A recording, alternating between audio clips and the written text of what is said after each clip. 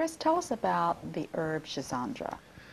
Schisandra is one of the more curious botanicals. It's a berry, but don't think a berry that you put like on your granola in the morning, okay? It's never been used like the way we use blueberries, strawberries, that kind of thing. Schisandra has always only ever been a medicinal berry. Okay. And it's called Wu Wei Zhe, and it means five-flavored berry. And I remember the first time I ever bit into a Schisandra berry, I was eating a duck stew in China, and sometimes they'll use it as a seasoning. And I bit into this soft berry, and I had this explosion of completely conflicting flavors in my mouth. Sweet, sour, salty, bitter, and pungent all at once. Now, to us, that's very weird. To the Chinese, it's proof that it's a very balanced botanical. Schisandra, like rhodiola, like the ginsengs, like eleuthero, is an adaptogen.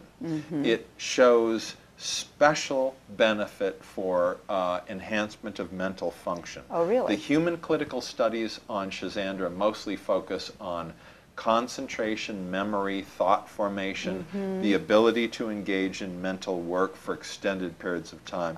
Like the other adaptogens, it will help you to cope with stress far better. Something that may have been very stressful for you before might not bother you at all when you consume these adaptogens, Schisandra included. I like it due to the really vivid mental enhancement of it.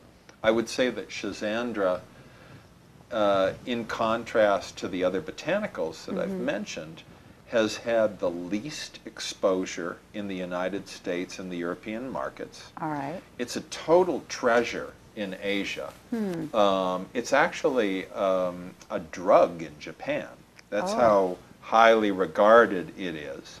And Schisandra shows up in traditional Chinese medicinal formulas. You know, they don't typically use one herb. They'll use a whole bunch of herbs together. Schisandra is an important botanical in many herbal formulas for energy, for recovery from fatigue, for mental enhancement, sexual rejuvenation, any kind of rejuvenation.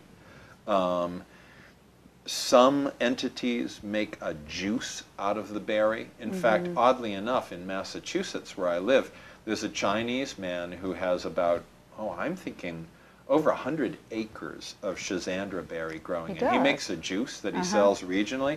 Stuff's really pretty wonderful.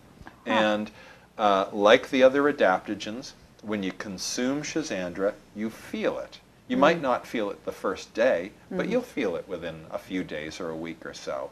You know, I like that there are several botanical opportunities for people to experience abundant energy, really good, strong vitality, to help people sleep well. You know, sleeplessness is a chronic disaster for people in modern times. And just to function at a higher, healthier, more vibrant level overall.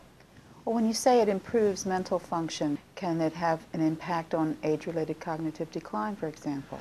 Or have there been any studies? Age-related cognitive decline, I haven't seen studies on Schisandra for that purpose, but one of the challenges that we have with Chinese and Russian botanicals is that while they may enjoy even hundreds of studies, not necessarily all of them have been translated yet. You know, when I was in Siberia researching rhodiola for the first time about 8 years ago, I was given a huge dossier of just the names of studies of rhodiola that hadn't been translated yet. The same thing is true with Schisandra. So there may be studies on age-related cognitive decline. I don't know about them yet. But it does improve memory and focus and concentration. Memory, clarity, concentration, the ability to accomplish mental work.